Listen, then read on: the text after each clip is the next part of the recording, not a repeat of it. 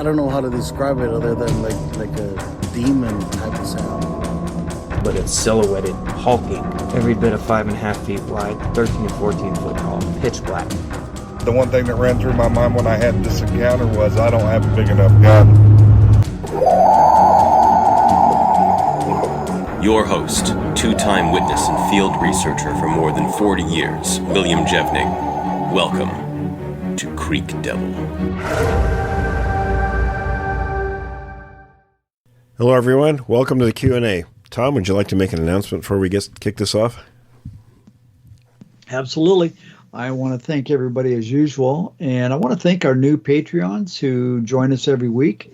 And we put your names into the a shout out, so you can see those. We have a huge list in our YouTube channel, and if you want to support us, you can do so at $0.00.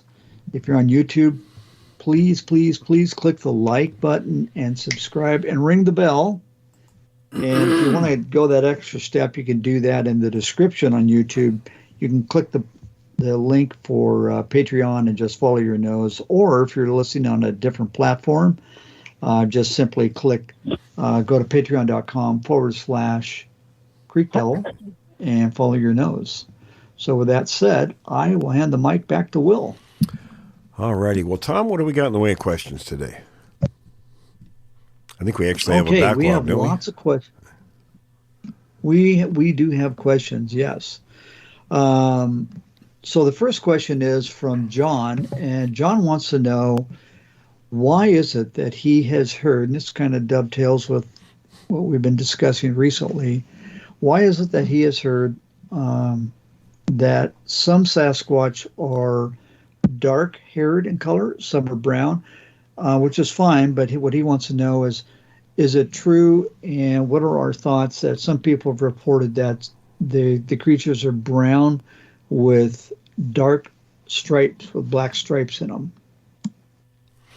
I've never heard of that description. Forrest, what do you think?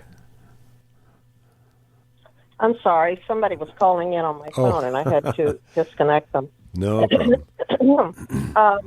I apologize. I'll tell you, I have seen some strange colorations on primates sometimes.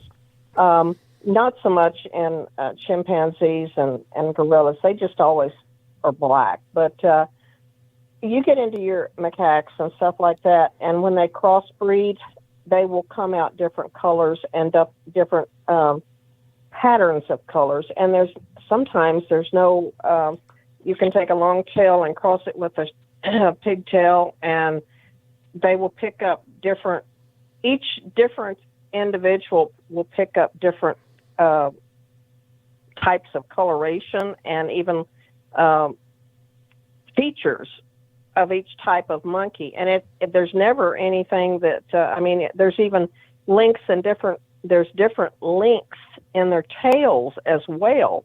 I mean, some will have longer tails, some will have shorter tails, and the same female and male, one being a long tail and one being a pigtail, can breed over a period of time, and all their babies will have different lengths of tails, never longer than the moms and maybe shorter than the dads. So, it's kind of, genetics is what it is, and there's some strange things that happen in genetics. And yeah, I have seen different colorations like that and patterns that happen within other types of monkeys when they cross breed. But Bigfoot, I don't know. It's kind of like that time I told you that the one that I that I had seen at the window was black, as far as I could tell, or very dark brown.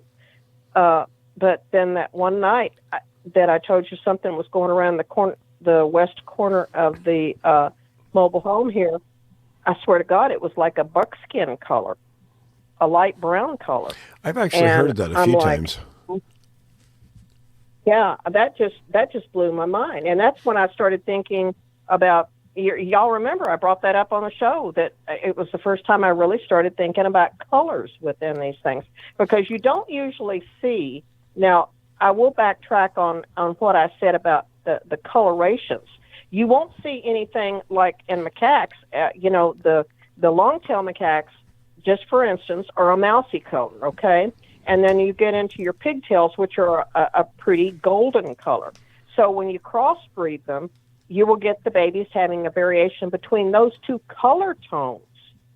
But you won't have one turn up black. I mean, they're actually, the long tails are actually born black, and then they progressively get mousy. But you're not going to have an adult being black between those two, Whereas with Bigfoot, we hear about gray. We have, even some white ones and mousy colored ones, chestnut colored ones, really orange, even to the point of almost being like an orangutan, orangey color. Mm-hmm. And, so we get a whole variety of colorations like you see in human hair, not so much like in other primate species. So I think that's something that's an oddity in itself.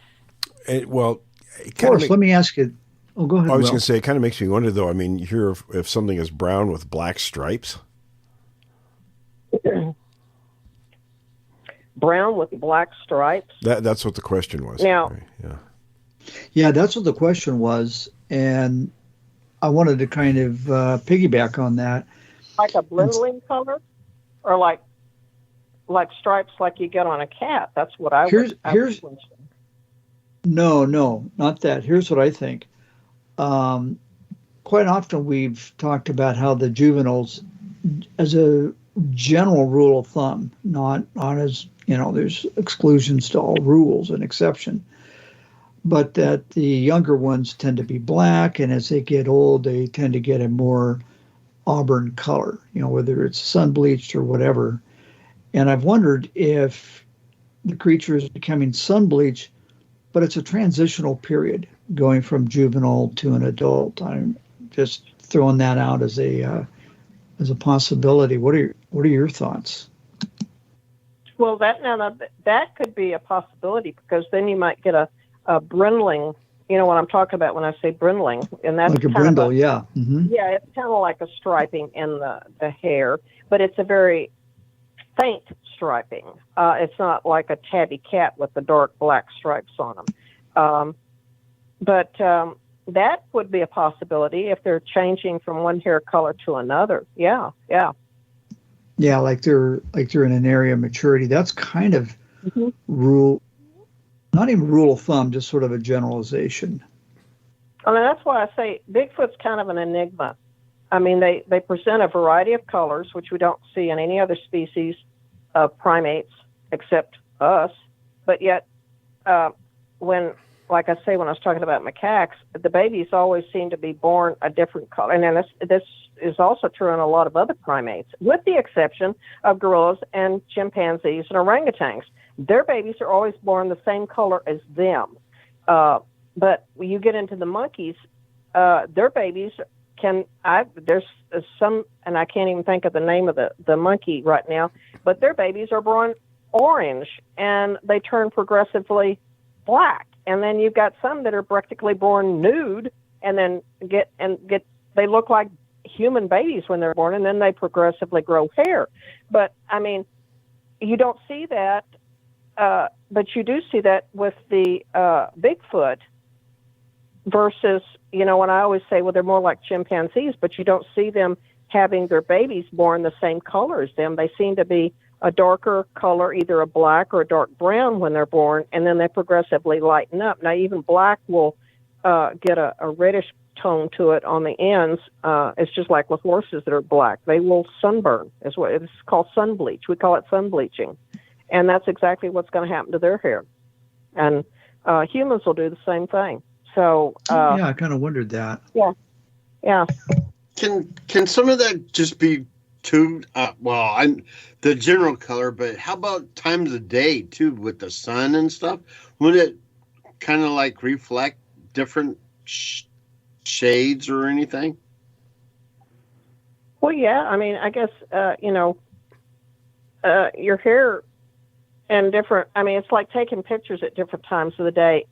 People can look. Their hair can look different than at one time versus another time just for the amount of sunlight The that's in the, lights. Okay. yeah, the light, and the way it hits the hair. I mean, hair has a certain refraction. Yeah, to that's it, the but- word. Yeah, I like that. Yeah. Well, that's kind of what the way I took it. You know, you think about the beach bums who are in the water and then their hair gets bleached. They spend a lot of time in the sun. They may have jet black hair, but it's at the end of the day, it's over time it gets bleached out to auburn or sometimes even almost a reddish blonde color, and it's just a natural thing. Okay.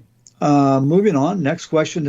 He has two questions. This is from a gentleman named Brian. He likes the show. He appreciates the analytical approach that we take. So here's his first question, and this is an interesting one. He says, I recently heard you make a statement on the air about mountain giants, that they come down from Canada, sometimes as far as Oklahoma. And he says he's from Oklahoma, just a little bit north of where Chuck is. He says, I'd like to know a little bit more about that story. It's not very often you hear information about mountain giants. Were there any more details on that? And I don't remember that episode, and it could have been one of the episodes that I wasn't on. I knew that they came as far south in the States as Montana. Actually, but Will, do you remember, or does I don't remember the remember episode, Oklahoma? but Mr. Black, of course, told me that they have come down as far as Oklahoma. Now, we are in the process of creating a show that basically Mr. Black is going to lead the conversation on that show. It's a completely different show than anything we've done. It's not going to be associated with what we're doing at all. It's the information he has. So I guess all we can do really is defer to when we do that particular discussion with him, because he has all that information. Okay. I mean, Les Forrest, do you remember any of those stories, or? Well, I think I told you that story that my husband had gone on a hunting trip up. In fact, it was, I think, the last hunting trip he went on. They had gone up in the Wrangles up there out in the eastern, up in the northeastern part of Alaska. I wish Fred was on here because he'd know exactly what I'm talking about. I think I remember that one. Yeah, he and I talked about it. And my husband certainly did not see anything. It was just a story. It was related to him secondhand, so this is third-hand information here. But it was told to him that this guy was that the story they were talking about was about a man that was a big-time trophy hunter in Alaska. And he had seen something going up across the valley, up the opposite side of the mountain. And he put his binoculars. Now, you have to understand that the binoculars that these guys that are up there trophy hunting, these are things that they're going to spend $3,000-$4,000 on. You can see anything on them and on the animal. And so he's watching this thing go up the side of a mountain, and it was a red-haired giant. And the thing that he thought was so peculiar about it was he could actually see tusks on this thing, like long canines. I said long-haired, long canines on it that protruded out of their mouth like tusks. So, and it had long red hair. And that's exactly what Mr. Black talks about. As long as it stays north of the Red River, I'm happy. So Chuck can have all the giants he wants. You mean you don't want to visit by one? No, I don't. No. And that sounds a lot like the Kandahar giant too. That the military guys talk about. Yep. Yeah, and it sounds like the indigenous people there in Afghanistan were the people of that region were very familiar with this thing. Okay, so Brian has another question. This is question number 2, and I'm going to just try to distill it down into what I've always thought were two very good questions when it comes to creatures. Number one, the first question in regards to Bigfoot is, do they exist? Well, we have laid that dog to rest a long, long time ago. Yes, they do. Then the obvious follow-up to that is, well, if they exist, what are they? And that falls into two different camps. One is the camp that says, well, these are just relic hominids that have been running around all along. And the other one is, it's kind of supported by, both of them are, but the other one is supported by, Forrest, you and I have talked about this, ancient manuscripts found in the caves of Qumran, where the manuscripts, and when you date a manuscript, Forrest, you know this too, there's two dates that you give it. Number one is the actual date of the manuscript, and then the content of the manuscript. So there's a fragment of the Book of Enoch called the Book of Giants, and the manuscript date is about 2,300 years ago, but the content is millennia prior to that. And they're talking about these things as part of a hybridization of DNA with what were called the Watchers created these things. And it gets into a whole nother story, and I'm hoping I can get Jeff on at some point to discuss that part of it. But it really boils down, this guy wants to know, what are these things? There's two camps. One, that they're just a dumb ape, and two, that there's something more to them. Well, you can't really say there dumb. May be some other camps. You can't really say dumb ape because no apes are dumb. Right, exactly. Well, I think he was being facetious when he said that, but yeah.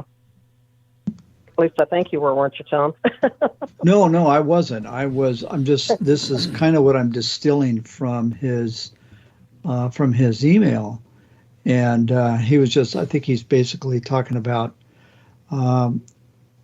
Sasquatch creatures exhibit behaviors that would lend you the idea that they're extremely low intelligence. I don't think anybody on this panel believes that. No, that's the opposite, actually. They're extremely intelligent. Very, very, very intelligent. I think they're predictors of our behavior far more than we might like to admit. I think they're very good at understanding us more than we understand them. So what are they? I'm on the fence. That's where I'm at. Well, my opinion's been for a long time they were relic hominid. Forrest, what do you think? And see, I'm in the, I'm in the ape camp. I don't think that they're a relic hominid, but I always leave open the door. I say I could be wrong until I'm proven wrong. I'm going to be in the great ape camp, and there's historical accounts, there's fossil accounts now that they have come to have found. And just in the last few years, that bipedalism has existed, in the primate family, other than just the hominid. The Homo species is not the only one that had a ability to walk bipedally. So I think that I'm going to leave that door open. But until then, I'm gonna say they're an ape. Well, let me ask you this, Forrest. Would it be true that by definition, if they were a relic hominid or what you're saying, there's still a great ape regardless? Would that? Yes. Okay. Yeah. That's what I'm saying. If they're a great ape, that's what I'm saying. And of course, we used to. I don't even know how they classify us in there, the naked ape anymore. We used to be classified in with the great apes too. So I think I don't think we have. I think the last thing I read. I don't know how they're doing it. I think the last thing I read was they still do consider us part of the great ape grouping. Well, yeah, there's people that went to school, like when you and I went to school, that still do that, and then there's others that they want to divide them up. That's why they say hominin versus hominid, and I think Oh yeah, they're splitting. Come on, guys. They're splitting hairs. We're splitting freaking hairs. Hey, Forrest, do you have any like articles that are published or anything? Do I have any articles that are published? Yeah, didn't I ask that right? Yes, you did ask that correctly. Okay. Yes, actually, I do. Oh, cool. Yeah, I do. And if I gave you the information over the air, I'd have to give out my name. So Okay. Sorry, my bad. Yeah, we're not into doing that. All right. I'm just asking. Oh, God. No, Milo, that's a very good question. Now I'm curious. I want to see those articles. Okay. I'm going to move on to the next question, if that's okay with everybody. Yep, let's move on. All right. We have Jenna from Pennsylvania. Jenna says, hey, love the show. Hope all's well with everybody. My question is for all of you.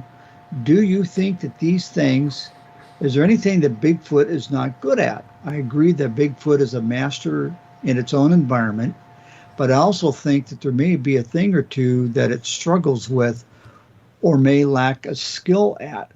Thanks and keep up the good work. And I'll just jump in real quick and say, I think, of course, that's true. I think they're masters of their environment, but you can't say that they're perfect at anything. Nothing is perfect. Otherwise, you wouldn't, I think these things make mistakes as well as anything else. And I haven't seen any of these things manufacturing, rockets or computers or anything like that. So I think they definitely lack in that area. But I also think even within the area of their own environment, I think they make mistakes. Oh, absolutely. My opinion. I think a mistake, too, is some of this aberrant behavior that some of them exhibit. I tend to think that's a mistake, because it sort of exposes them unnecessarily to risks with humans. Well, I think anytime they're seen, it's probably been a mistake on their part. And I think you're correct in the behavior patterns, but sometimes I think what has happened is that it exhibits their ability to have a very short fuse and a short temper. And we've pushed them to that point.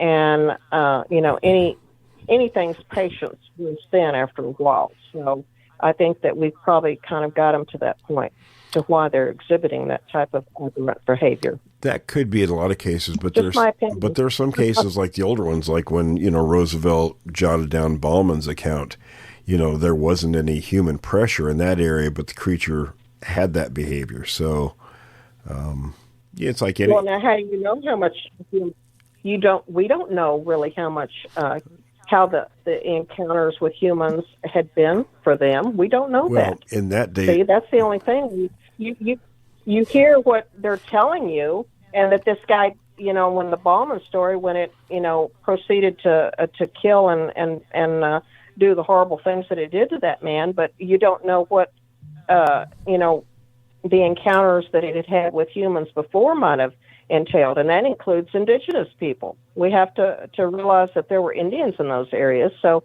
you don't know how the reactions were before, and that may have precipitated that type of behavior coming out of that animal. Well, is it possible that what I don't think I'm hearing from you, Forrest, that the creatures are perfect in every way? Oh, heavens, no. Okay. No. And so what I've wondered is, both for the indigenous people and in modern times for those who have to deal with the creatures, I think sometimes their temperament and their short fuse can make mistakes that can be exploited by humans if they're looking for the creatures. Well, let's face it. Anytime most of us, even humans, exhibit a explosive temper or a short fuse, it usually results in our downfall. So yes. I think it can act the same way with them. And I was going to say something else when y'all were talking about the giants, and I meant to, and I don't mean to digress here, but there is a long history of the indigenous people of this continent talking about wars with giants. Yes, So there is.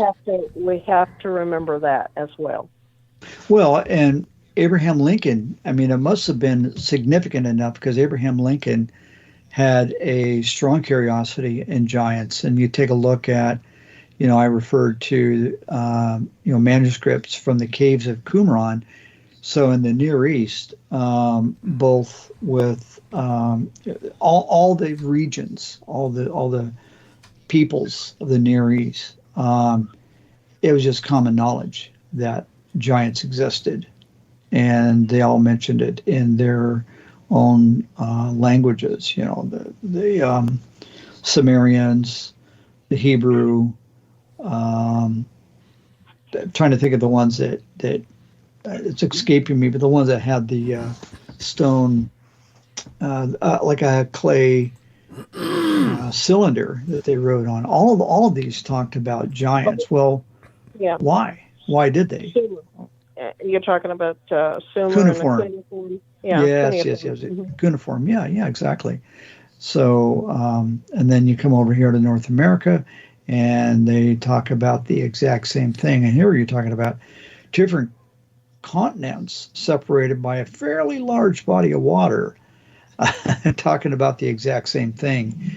I don't think we can dismiss the existence of giants at all. I wish we could. And fortunately, there's oftentimes a great expanse of time that is between those civilizations too. So yes, would. I think it wouldn't. You couldn't. Some of that you can't discount for tales being passed down, but then you can't expect Indians to be privy to tales that were told in Sumerian legends. So right, exactly. Okay, guys, we got time for one more question. Okay. Okay, so this person wants to know, since I've never seen a Bigfoot, it's hard to wrap my head around the way they look, what they look like, the pictures, and I think what he's asking here is the pictures that we do see out there, how accurate are they from what we have seen? How does that line up? Well, I think a lot of it's, of course, it's artwork that's out there. Some is good, some isn't. And it really depends. You have to kind of run those questions by witnesses. I've got a picture from an artist in Canada who had a really harrowing experience, and she did a professional piece of art. And I was fortunate that she sent me the first printing. And I've shown that to other witnesses for their opinion, and some say it was spot on with minor variations, like in hair color or length. But and other people are very different. It just depends, I think, on the variation, part of the country, how good their sighting was. There's a lot of factors. Well, then there's variations too on the your types and such as that. But I think if anybody wanted just the general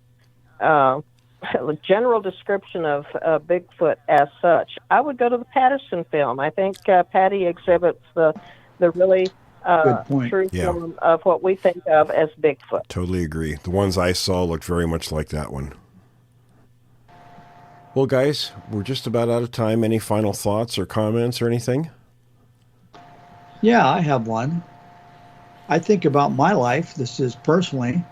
There is what I call BBC and afterwards. So there's before Bigfoot, or BBF, I should say, before Bigfoot and after Bigfoot. So before Bigfoot, I could go camping and hunting and fishing and all that. Oh, yeah. No problem. I'm there with you, Tom. Yeah, I'm on edge. Yeah, me too, Tom. How about you, Milo? I even you get more about of them. walking down to the barn at night.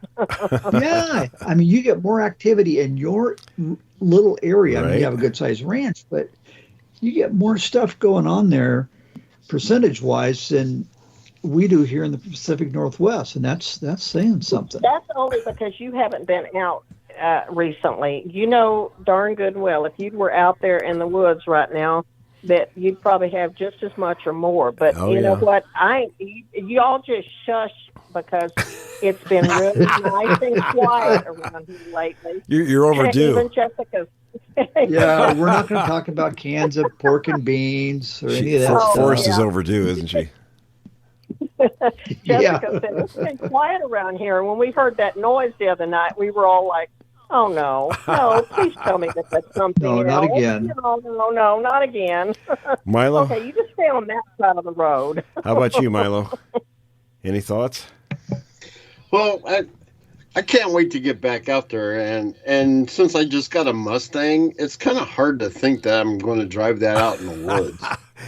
Yeah, I know the feeling. I've got my Challenger, so it's a challenge. Yeah. I know. Yeah, I saw your pun coming. Yeah, but it's got a roar to it, Will, because you and I took that sucker up to the area. We didn't go into the backcountry with it, but we went up to where we went before. And went up to the ranger station in that area. Yeah, and at night you hit the gas and it's. Oh yeah. Well, that's going to stop the crickets and frogs from kirking. Oh, for sure. I guess that means, guys, that I'm going to have to come with the beast. Bring the beast. Yeah, an F-350. That's right. Yeah. Well, see, I got my RV. I just got to get it worked up on, but I got a 550. I got a 550 RV. Ford F550. I got a Ford F550E. So there. There you go. A V10. Oh, boy. Yes. All right, guys. That's it for this week, folks. Thanks for joining us. Stop by next time.